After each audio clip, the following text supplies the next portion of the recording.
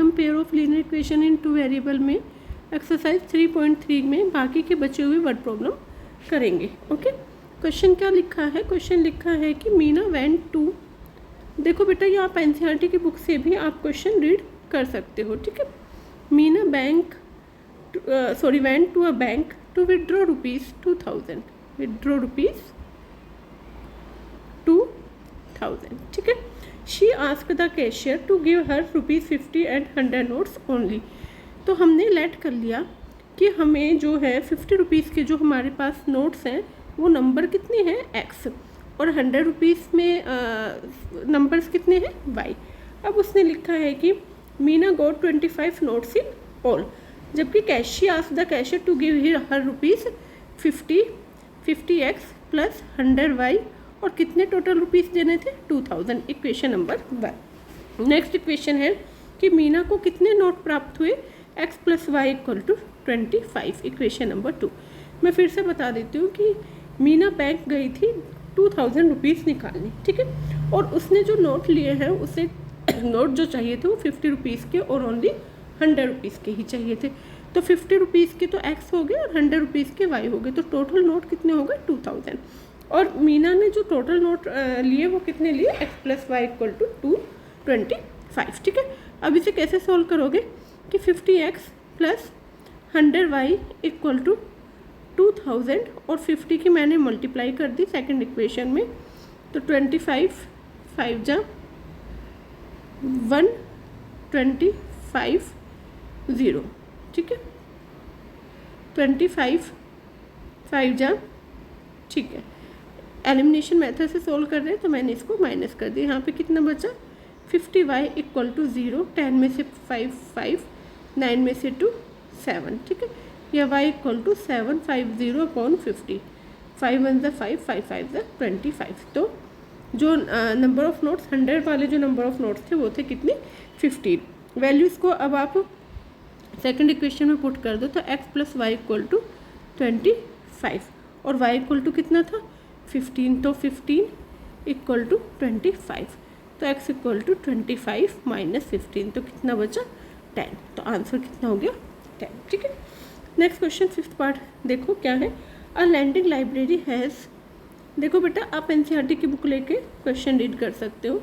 A lending library has a fix charge, has a fix charge for the first 3 days, for the first 3 days।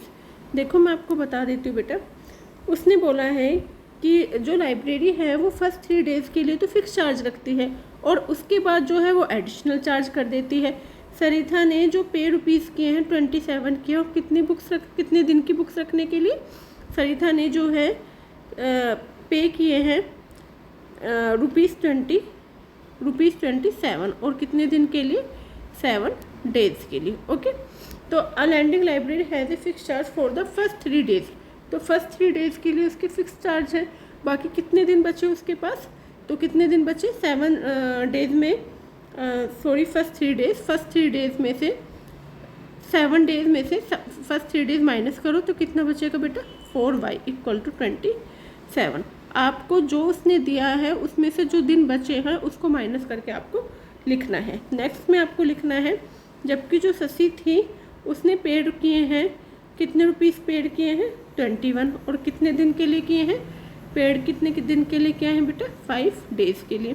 तो 7 minus 5 कितना बचेगा 5 days के लिए, और 1 week में 7 days, तो 7 माइनस 5 कितना बचेगा 2y। ठीक है बेटा, आपको ये ध्यान रखना है कि जो एडिशनल चार्ज है मतलब 1 वीक के लिए उसको बुक लेनी है तो 7 days हो गए, और फर्स्ट 3 days के लिए उसने फर्स्ट 3 days फिक्स चार्ज थे फर्स्ट 3 days के लिए, तो and additional charge 4 each day thereafter, तो x प्लस 4y कितना होगी 27, क्योंकि 7 माइनस 3 4, और फिर इसी तरीके से 7 माइनस 5 2। अब दोनों इक्वेशन को सोल्व कर लो, तो दोनों इक्वेशन को सोल्व करोगे तो माइनस माइनस माइनस ही cancel, minus 20y equal to -6 या 2y इक्वल टू 6, तो y की वैल्यू कितनी हो गई 3, तो y की वैल्यू कितनी होगी आपकी 3। y की वैल्यू आप नेक्स्ट इक्वेशन में पुट कर सकते हो, तो x plus 2y equal to x plus x plus 2 है इक्वल टू 21, तो y इक्वल टू आप 3 रखो, तो x plus 2 into 3 equal to 21, या x प्लस 6 इक्वल टू 21, या x इक्वल टू 21 माइनस 6, कितना बचा, कितना बचा 15, ठीक है। तो x की वैल्यू हो गई आपकी 15। ये एक्सरसाइज कंप्लीट हो चुकी है बेटा। अगर किसी बच्चे को कोई डाउट हो तो आप मुझे कमेंट कर सकता है। देखो मैं इसका एक एग्जांपल समझाती हूँ जो कि बहुत इम्पोर्टेंट है, ठीक है। लिखा है क्वेश्चन में द सम ऑफ ए। अगर मेरी वीडियो बेटा पसंद आए तो लाइक करो, कमेंट करो, चैनल को सब्सक्राइब जरूर करना। 2 डिजिट नंबर, ये काफ़ी इंपॉर्टेंट क्वेश्चन है बेटा। एंड द नंबर, ये सम ऑफ 2 डिजिट्स नंबर के। इसके बाद मैं आपको आर.डी. शर्मा से क्वेश्चंस कराऊंगी। सारे इंपॉर्टेंट क्वेश्चन आर.डी. शर्मा से इस चैप्टर के होंगे, लेकिन आपको उसके लिए मुझे एक कमेंट करना होगा कि आपको क्या समझ में आ रहा है और क्या समझ में नहीं आ रहा है। 66 if the digit of number